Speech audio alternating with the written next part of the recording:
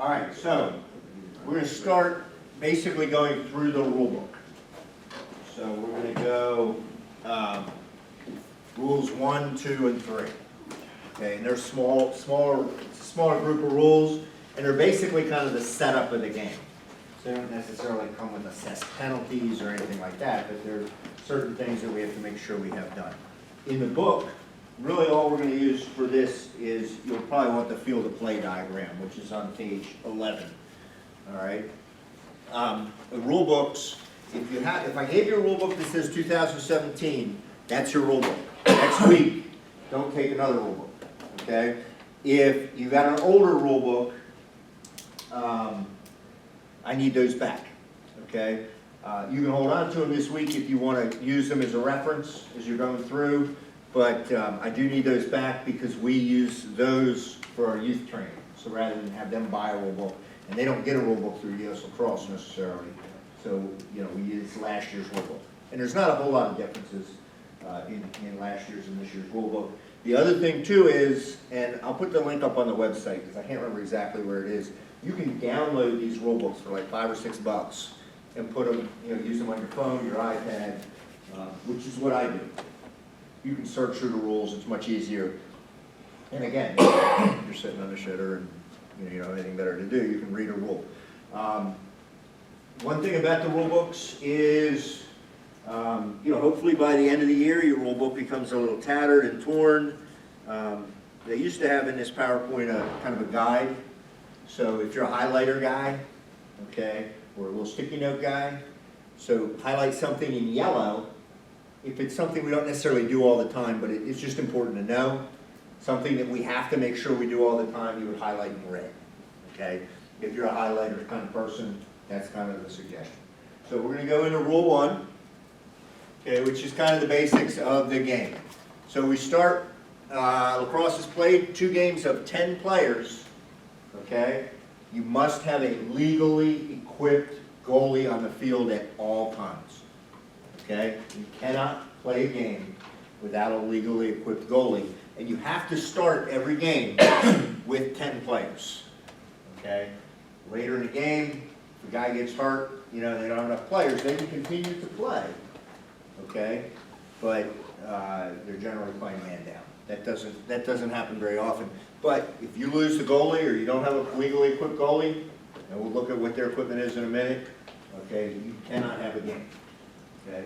Is there a minimum number you have to play? You have to start with a full team. So as the game goes on, they have to have 7. Yeah. Once okay, they so get yeah, to let's say 6, 3 guys go down, Yeah. in the first 10 minutes.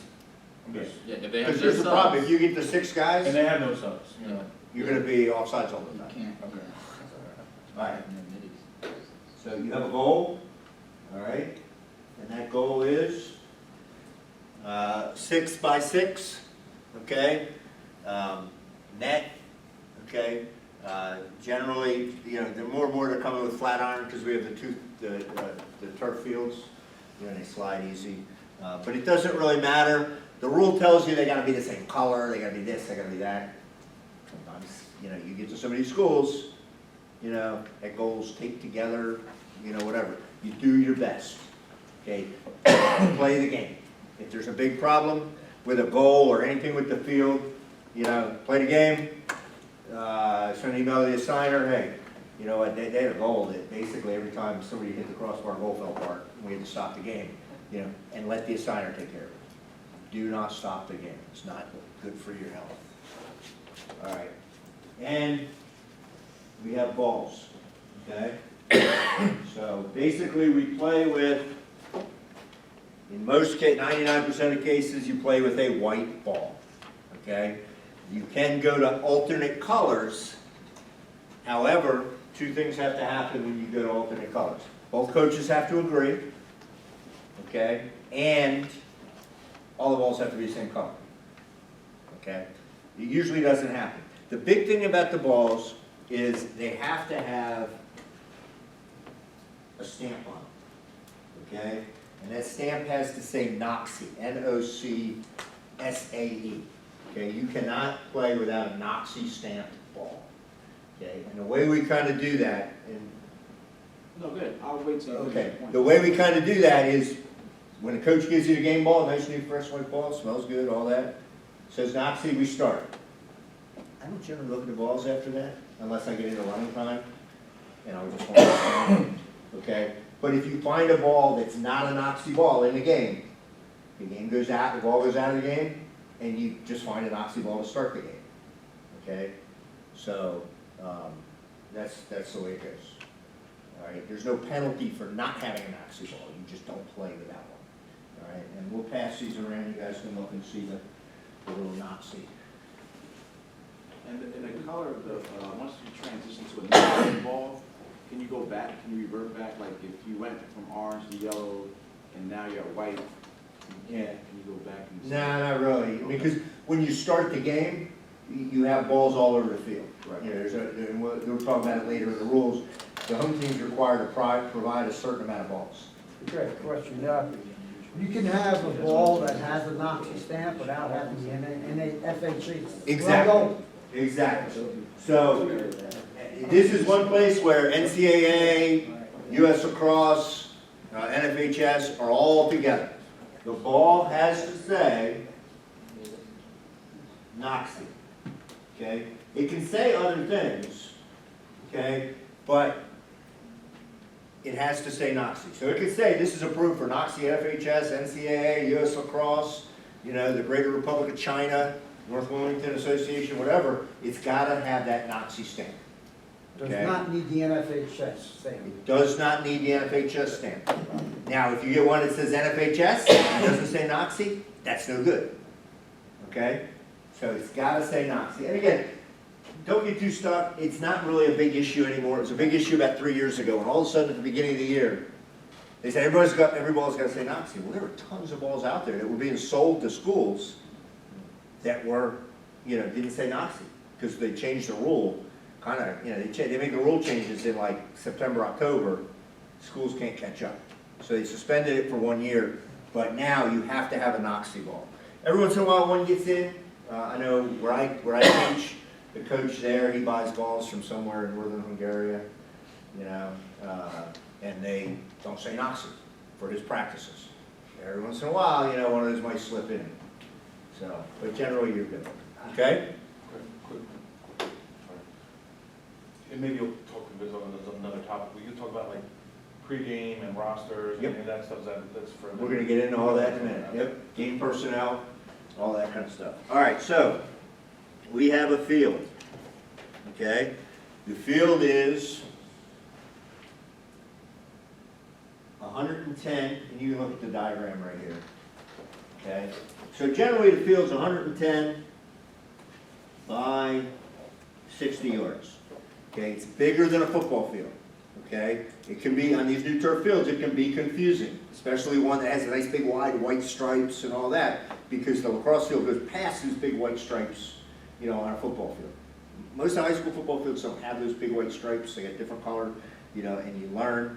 But that's generally the field, okay? And then with that, make sure I get everything here, okay? It's shorter than a football field, okay? So generally, like when you look at the field, when you see the end zones, okay, the goal line will be through usually the center of each end zone, okay? And, you know, it's got to be marked, it's supposed to be solid, it's not supposed to be dashed, okay, and all that. A shadow line must go through the midfield logo. This has been a bone of contention. So, you know, some of these fields put a nice team logo. It's got to have a line, okay?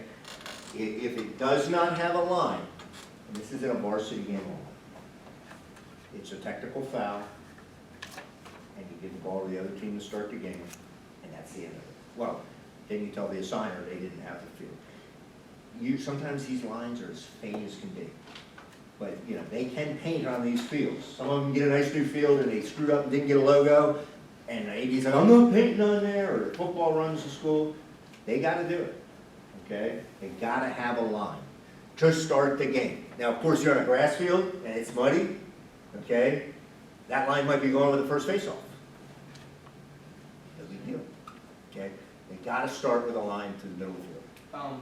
at my high school, St. George's, we had the logo no line, and we would put tape sometimes. Yeah. Is that okay?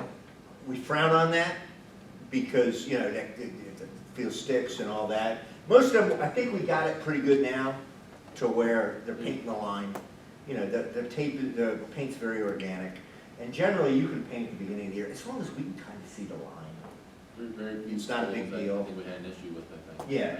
I think the biggest issue was, we got the Appo 4 or 5 years ago for the state title game, and there was no line, and there was nobody there who would have the balls to paint a line, even though the guys that ran the DIAA were all around. So their decision was to go to Walmart and buy flour.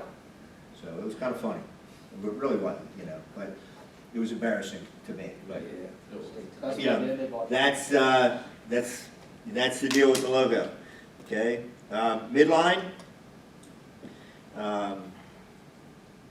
is 4 inches wide, okay?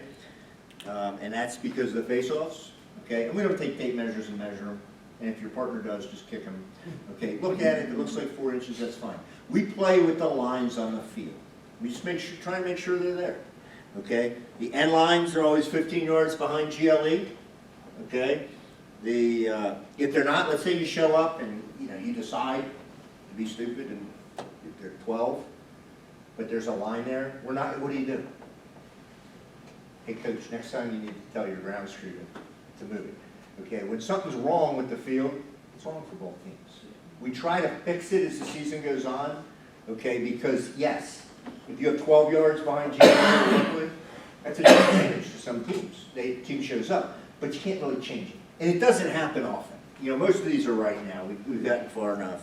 The goal line is 2 inches wide. The goal line is this little line right here, okay? So, and that should coincide with the width of the pipe, and it should just line right up with the pipe. The table and bench areas are 6 yards behind the sideline. Okay, so basically, you have this, and then you have this other line here. This is the substitution box. This is supposed to be 6 yards. So there should be a table here where the scorekeepers are and the penalty timers.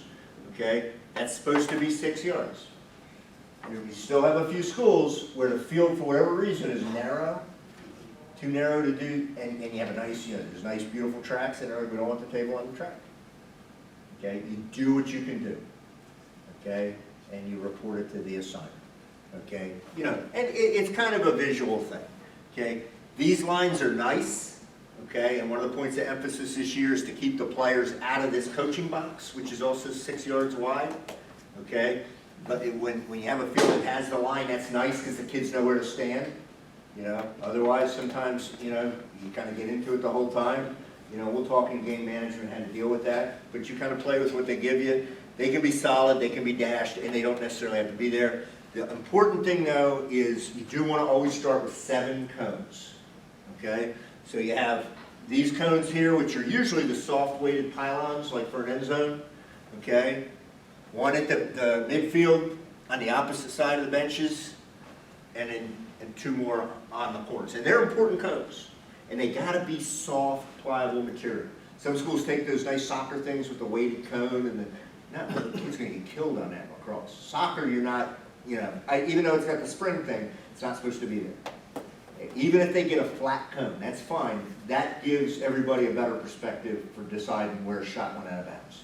But they got to be there. And then on this side, you only need the 2 corners of the box. So this should be 10 yards from the midline to here with a cone. The turf fields are easy because they got football lines. The other ones, you know, you guess. Coaches love to move these up and down, you know. So don't fixate on it. But if you notice that it's moved or it's gone, when you have a timeout, when you're by the box, send it back where it goes. Don't have a cone here, because somebody's going to trip on it and fall, and it looks bad. Okay? So those are your cones. Okay? Hey, Greg, just so you know, I think your diagram is missing a cone on page 11. Gordon. By the left, Yeah, on that one. there's one on the bottom. My diagram up there? Oh, no, in the book, page 11 in the book. No. Yeah, he didn't put one there. Well, it's supposed to be there. And again, they should have cones, and even if they use some cheap plastic things, that's fine. something's gotta be there, and that's something you take care of when you walk up on the field. You're looking, are they there? What's the rule with the player, like, it's not really like a big deal, but if a player doesn't sub out of the substitution box, what? It's a legal procedure. So, and that's something when we get on later, you know, like for youth games, you tell the coach, you guys gotta go through the box. You know, if it becomes repetitive through the game, eventually you're gonna hopefully take the ball away from them and not put them in a box. But with youth, you work with, you know, depends on higher level, you know. This is kind of my deal, and you'll find as we go on, hopefully you don't see that, because if you saw that, that means you probably weren't looking at the ball. You know, you probably weren't looking at the play, if you're catching that kind of stuff. And yes, that's a rule and it's important, but the more important thing is the safety. It's not caught much because most coaches have a assistant coach Yeah. assigned to managing that box and keeping people out. All right, let's make sure I got all this, 7 codes, okay. All right, let's go to the next one. Okay, so our sticks. So in lacrosse, for players, you'll see 2 kinds of sticks. Okay, this is a defenseman stick, 6 feet tall, don't even need a measuring tape. It's legal. Okay, this is a attack or midfield stick. Okay, they're 42 inches, right? 42. Yeah, I don't have my tape measure with me, that's how I know, because I have it written on my tape measure. Okay, all right, so they're a shorter stick. We don't, and we'll get into stick checks and all that, but those are the 2 types of sticks you'll see. Okay, as far as the head goes, okay, you'll see in the rule book all kinds of specifications about the head, okay? It's 10 inches from here to here, it's 6 inches from here to here. Okay, and then this was added a couple years ago. You may still see this in some games. You won't worry about it in youth, I don't believe. But you used to have the thing where it made the nice deep pocket and there was a string here. All these strings, okay, they're called shooting strings, have to be, they can't be more than 4 inches below the top of the head. Okay, so that's what that's showing. So basically you take your tape measure, okay, these are right on 4 inches.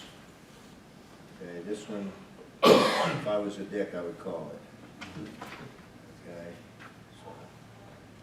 But 4 inches, okay? And we'll talk again more about stick checks later, you know, and all the implications. You know, again, you know, sticks, usually they're legal, they're fine. They've got to have, they don't have to have a ball stop, but if they do have a ball stop, it's got to be one of these flat little things, and they can't stack them. You know, sometimes you'll see a kid with like 4 ball stops. You can't do that. You can have one little, this thing's called a ball stop, it's a little soft piece right here, okay? And you can't really see this, they have to have an end cap, okay? So this one doesn't have an end cap. This one has an end cap, okay? The rule says it has to be designed for a lacrosse stick.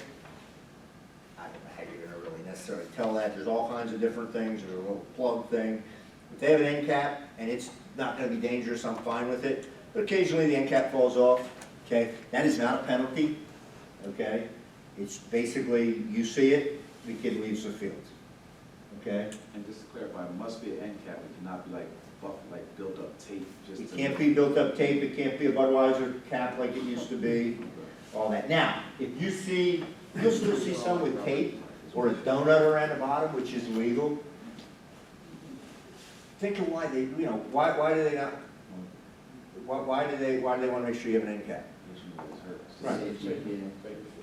You know, so, you know, you see it and the rule's safe, or, you know, it's not a big penalty, it's, you know, hopefully it doesn't become a big deal. You said it's not, like, if you're checking a stick, and that's the stick you're checking, and it doesn't have one, that's a penalty, right? No. Or no? Nope. You just tell them to. You say you don't bring it back in without an end cap. Okay, gotcha. The same width, you'll see in your rule book, and I don't know if it's on the slide or not, can't remember.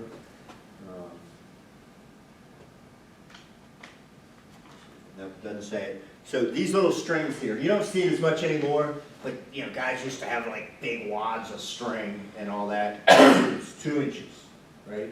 So these strings coming off can't be more than 2 inches. And that's the same as the end cap, it's not a penalty. If you catch it, whether it's during a stick check or you see a kid out there cradling with, you know, stuff, you know, going all around, hey, son, 2 inches, don't bring it back in the game until you fix it. It's not a penalty, okay? And if a coach, and this is a little bit higher level, but if the coach says, I want you to check that stick, the strings are too long. Well, coach, you know, if I check that stick, okay, it's not gonna be a penalty if the strings are too long. I'll check the whole stick, but it's not gonna be a penalty, you understand that, right? You know, I can just tell him to fix it. You know, kind of work the coach through that. Because if you do a stick check, you'll find out later, they get kind of 1 free stick check a game. If the stick is found legal, the next one costs them a timeout. So, you know, you work them through that. But, again, that's 2 inches, you know, and don't be super precise. You know, the reason there is kind of safety, and it's also the distraction factor. You know, when you have this big wad of string, white string, you shoot at a goalie, and he's looking at a million things, and it's foggy, and the lights, you know, it does create a disadvantage for the goalie. So, those are the sticks. Question. Yep. Well, I don't know, maybe, well, why aren't you checking that, like, at all the sticks at the beginning of the game then? Like doing a quick check? Because it's not girls lacrosse.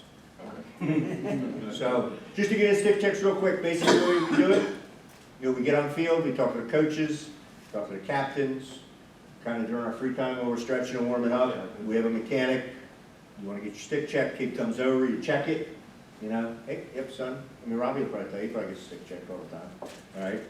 It's legal right now, okay? So you can, I've had officials like ask, does any players want their stick Right, checked yeah, before the yeah. game? And then you also ask the coaches, do you certify your players are legally equipped, all that stuff? So Exactly, it's we'll kinda get into like that. putting So you put the responsibility- responsibility on the You put the coach. responsibility on the Yeah, coach to make sure. It's on the coach. If I have time, you know, I'll tell like at the end of the captain's conference, okay, you know, if anybody wants to get their stick checked, you know, we're here. Once the game starts, if you get asked you for a stick check and it's illegal, it's a penalty, even at halftime, okay? And stick checks are a courtesy. So if all of a sudden, you know, you're 2 minutes from face-off, and the Concord coach sends all his kids over for a stick check, no, coach. You have all this time to get it done, okay? You know the rules, you have the rule book, you know, you can check it. In that same content, are you also assuring the coaches also kind of verifying that all of his players are equipped, like the goalie's got the proper equipment? Yeah. You know, Yeah. everyone's helmets and good shit. Yep. In the pregame, there is, while you're talking to the coach, there's things you just go over, and that's one of the things. Okay. Now, if you have a kid come up to you prior to the game, and it's deep or it's pinched or whatever, you just tell them, you can't use the stick, fix the pocket, it's too deep. You don't throw a foul. It's until the game starts, it's not coming. So the certification, what he's talking about, Brad, right? Ben, Ben. Okay, close. So at the beginning, we meet with the coaches, and we have a blanket statement. Coach, you certify all your players are equipped according to rules. Oh, yeah, sure. Basically, that's your disclaimer. You know, coaches are professional, especially in high school. He should know what they have to have. He should have gone over to kids, make sure your stuff is legal, all of that. So if later on, you know, he's bitching, coach, you told me, you know, everybody was safe and everybody was legal, fine. We also, and we'll go over this in pregame stuff later, we give each coach a certification card. It has their names on it. It tells them specifically what they're certified. So we just go over that one statement, okay? The card tells them, you know, the players have all the right equipment, they know what to do if the equipment's broken, blah, blah, blah, blah, blah. You know, we used to say all that to the coaches, but it was ridiculous, because they're like, I want to go coach my team. So now we just say you certify they're all equipped, we give them the coach's card, boom, run away. I'm gonna stop there for a minute. This is Mike Wilbur, he's our vice president. He's also the assistant assigner. He's also in charge of youth training. Hi guys, welcome. He's also got some Cuban cigars. Cigar. Come as one. I think I took $12 out of my wife's purse this morning. How much does that get? What do you think? 1.5. All right, so let's go on to equipment. So, field players. Let's see. What do we got here? Yep. So over here, hey, can you go real quick, just turn the lights off? Yeah. Or a bunch of them, because this stuff's dark, it's hard to see. Helmet, arm pads. These are shoulder pads. It comes with a rib protector. Really all you're ever gonna tell is, you know, do they have their shoulder pads popped up? some of these kids are real studs and they start, there's Velcro pieces they take off and all that. Again, that's part of that coach's certification. Unless you see a kid without pads, you visibly see he doesn't have an arm pad, or his arm pad keeps sliding around down, or whatever, okay? You're just, when you do the equipment check, I just bang their shoulder. If there's something there other than his shirt, I'm good with that, okay? And once the game starts, if they don't have any of the legal equipment, okay, it's like having an illegal stick, it's a penalty, okay? The mouthpiece is handled a little different now, I'll talk about that. Gloves, okay, and they've got to have, can't be out there in hiking boots or sandals or, I mean, we really don't worry about the shoes, but they have to have shoes on at all times. If they lose a shoe in the game, they got to go off and fix it, okay? So if the offensive guy's dodging and his shoe comes off, kind of got to stop the play. Okay, if he's shooting, it takes me a second to blow my whistle. But, Is that the same thing in say the strings fall off their glove or something and their glove is dangling or? I don't really worry too much about that Or- unless it's or- really, really dangling, as long as they're wearing a glove. Okay. Yeah. Unless it's obviously damaged. So, and then a cup for field players is recommended. Okay? I don't do cup checks. Okay? How about palms? The palms, good point. The palms of the gloves have to be whole. They can't be altered in any way.